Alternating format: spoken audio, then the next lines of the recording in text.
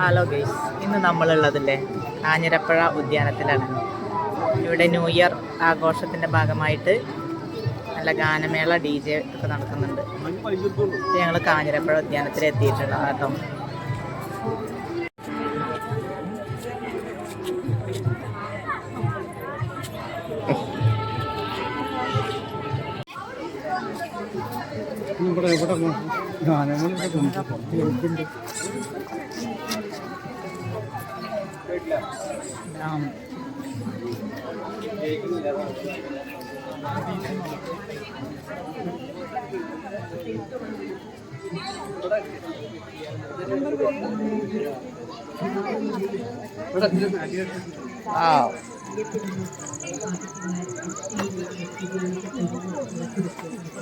ഇതാണ് ഇതിൻ്റെ വ്യൂ ട്ടോ.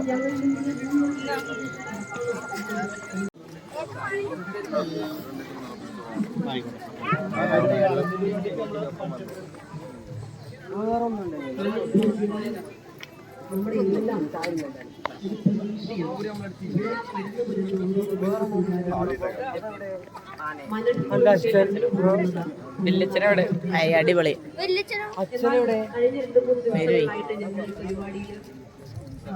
സോഷ്യൽ മീഡിയ പോസ്റ്റ് ചെയ്യുമ്പോൾ മനോഹരമായിട്ടുള്ള DMBC റോഡ് യാഥാർത്ഥ്യമാക്കി അതുകൊണ്ട് തന്നെ 10 മിനിറ്റ് കൊണ്ട് നമ്മുടെ ഉദ്യാനത്തിലേക്ക് ആർക്കും കടന്നു വരാൻ പറ്റുന്ന റോഡ് കണക്ടിവിറ്റി നല്ല അടിപൊളി വ്യൂ ആണ് ഇവിടെ. നമ്മുടെ പഞ്ചായത്തല്ല, നമ്മളിവിടെ ഗാനമേളയും പരിപാടികളൊക്കെ കണ്ടുവരട്ടാൻ പോന്നിട്ടുള്ളത്. തുടങ്ങിയിട്ടില്ല എന്ന് തോന്നുന്നുണ്ട് കേട്ടോ. എന്തായാലും നോക്കി നോക്കാം. അതെ, പ്രിയപ്പെട്ട എല്ലാവരുടെയും ഇവിടെ തീർത്ഥ സുഭാഷിന്റെ പാട്ടുണ്ട്.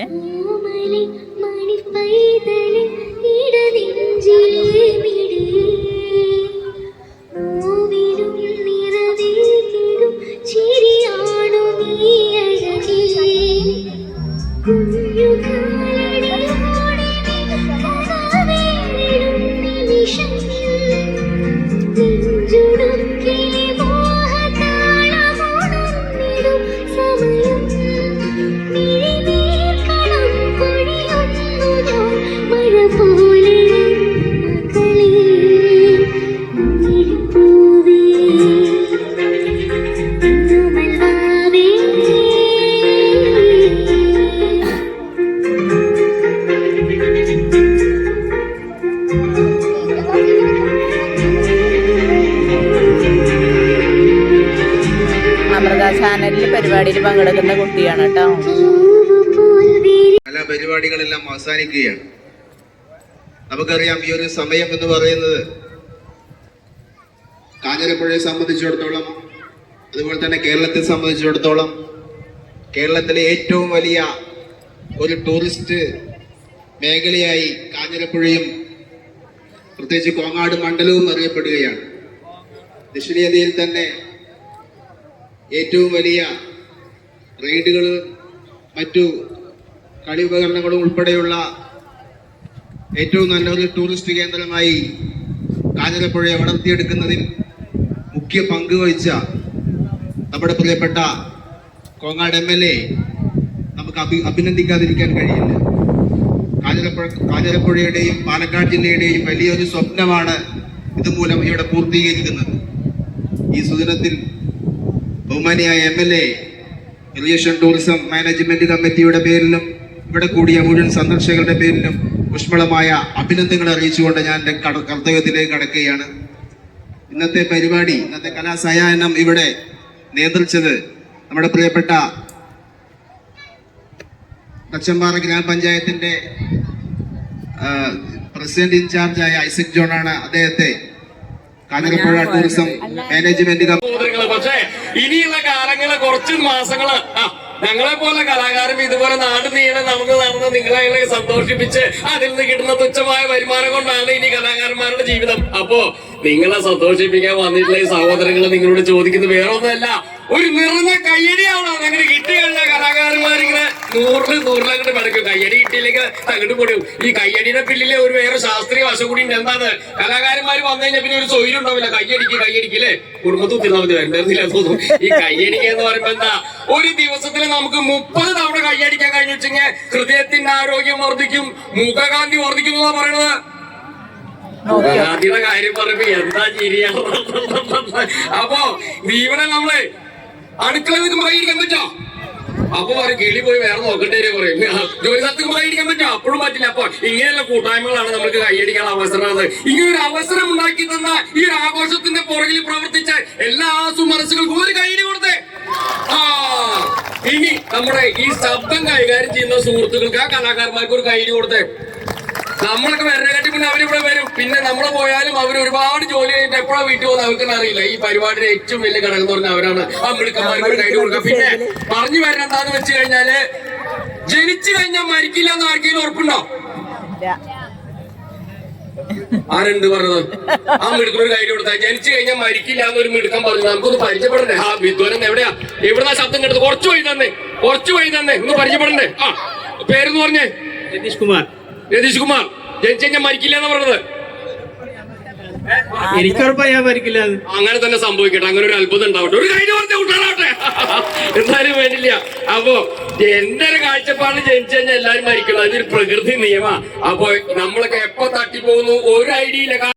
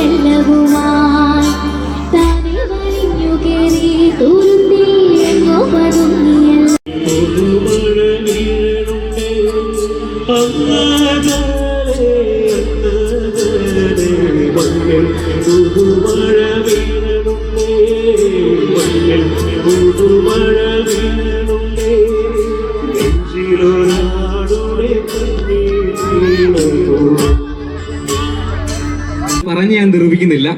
അപ്പോ മഹേശ്വരൻ ഓൾറെഡി പറഞ്ഞു ബീറ്റ് ബോക്സിംഗ് എന്ന് പറയുന്ന ഒരു ഐറ്റം ആണ് ഇവിടെ ചെയ്യുന്നത്. അപ്പൊ എന്താ ആ ബീറ്റ് ബോക്സിംഗ് എന്താണെന്ന് അറിയുന്ന ആളുകൾ ഒന്ന് കൈയടിച്ചേ. ആരെങ്കിലും? ഓക്കെ, സന്തോഷം. അപ്പൊ അറിയാത്ത ആളുകൾക്ക് വേണ്ടി ഞാൻ ജസ്റ്റ് ഒന്ന് പരിചയപ്പെടുത്തി കൊടുക്കാം. ബീറ്റ് ബോക്സിംഗ് എന്ന് പറയുന്നത് മിമിക്രിയുടെ തന്നെ ഒരു രൂപമാണ്. നമ്മുടെ ഈ ഒരു ഡ്രംസും ഇങ്ങനെ റിതം പേഡ് ഇങ്ങനെയുള്ള ഇൻസ്ട്രുമെന്റ്സിന്റെ സൗണ്ടുകൾ നമ്മൾ തൊണ്ടുകൊണ്ട് അനുകരിക്കുന്ന ഒരു കലാരൂപം. അപ്പൊ നമുക്ക് ആദ്യം ഒന്ന് സൗണ്ട് ഒന്ന് ചെക്ക് ചെയ്തിട്ട് തുടങ്ങാം.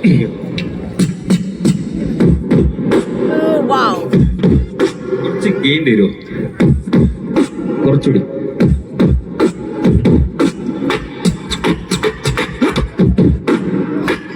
ഓക്കെ, അപ്പൊ ഏകദേശം എന്താണെന്നൊരു ഐഡിയ കിട്ടിയിട്ടുണ്ടാവും വിചാരിക്കുന്നു. അപ്പൊ നമുക്ക് തുടങ്ങാം. അപ്പൊ ഈ ബീറ്റ് ബോക്സിംഗിന്റെ ബേസ് എന്ന് പറയുന്നത് നമ്മുടെ ഡ്രംസിന്റെ ബീറ്റുകളാണ്. അതെ, അപ്പൊ ആ ഡ്രംസിന്റെ ബീറ്റിൽ നിന്ന് നമുക്ക് തുടങ്ങാം. അപ്പൊ അതിനു മുന്നേ എല്ലാവരുടെയും ഒരു നിറഞ്ഞൊരു കയ്യടി ഉണ്ടെങ്കിൽ നമുക്ക് തുടങ്ങായിരുന്നു. ഓക്കെ, അപ്പൊ ഈ കയ്യടി അവസാനം വരെ ഉണ്ടാവണം എന്ന് മാത്രം പറഞ്ഞുകൊണ്ട് തുടങ്ങാണ്.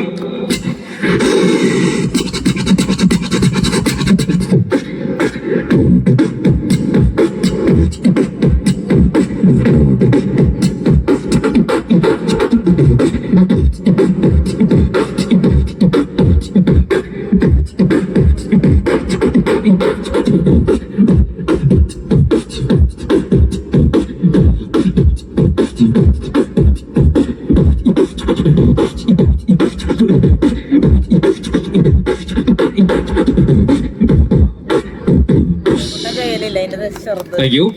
ഓക്കെ, അടിപൊളി. ഔട്ട് കൊടുത്തു. അണ്ണാച്ചിക്ക് എത്രയേ ഉള്ളൂ? ആരാരും നന്നായി കൈയടിച്ചേ. ഓക്കെ, അപ്പൊ അണ്ണാച്ചിക്ക് വേണ്ടി ഒരുപാട് നല്ല ഗാനങ്ങൾ ഞാൻ ആലപിച്ചിട്ടുണ്ട്. അപ്പൊ അണ്ണാച്ചിക്ക് വേണ്ടി ആലപിച്ച ഒരു അടിപൊളി ഗാനത്തിലേക്ക് പോകും. നന്നായി കൈയടിച്ചേ. ഓക്കെ,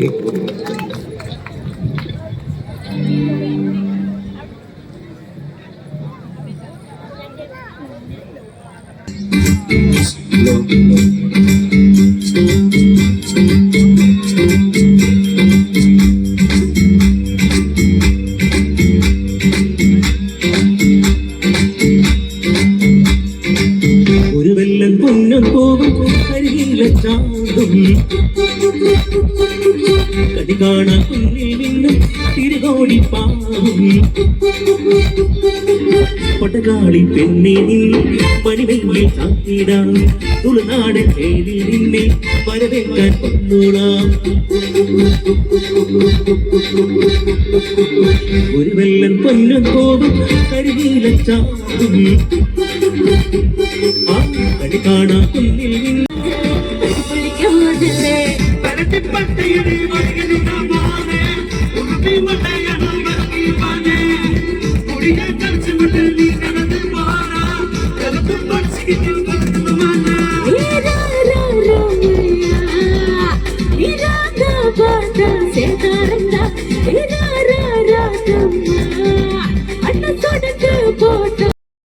ഹലോ ഗൈസ്, അപ്പോൾ ഇന്ന് ഇത്രയേ ഉള്ളൂ കേട്ടോ വീഡിയോ. ഞങ്ങൾ കാഞ്ഞിരപ്പുഴ പോയി അവിടുത്തെ മെഗാ ഷോ ഒക്കെ കണ്ട് പോരുകയാണ്. ഇപ്പോൾ അവിടെ തട്ടുകടയിൽ കയറി ഫുഡൊക്കെ കഴിച്ചു. ഞങ്ങൾ നേരെ വീട്ടിലേക്ക് പോവാണ്. അപ്പോൾ ഒരു ഔട്ടിങ്ങിന് പോകുന്നതാണിന്ന് പരിപാടി. കാഞ്ഞിരപ്പുഴയിൽ ഇന്നേയും നാളെയും ഇന്നലെയൊക്കെയാണ് ഉണ്ടായിരുന്നത്. അങ്ങോട്ടൊക്കെ അതുകൊണ്ട് ഞങ്ങൾ അപ്പം അങ്ങനെയൊക്കെ കഴിഞ്ഞ് ഞങ്ങൾ പോന്നു. ഇനി ഞങ്ങൾ നേരെ വീട്ടിലേക്ക് പോവാണ്. അപ്പോൾ വീഡിയോ എല്ലാവർക്കും ഇഷ്ടപ്പെടുകയാണെങ്കിൽ ലൈക്ക് ചെയ്യുക, ഷെയർ ചെയ്യുക, സബ്സ്ക്രൈബ് ചെയ്യുക കേട്ടോ.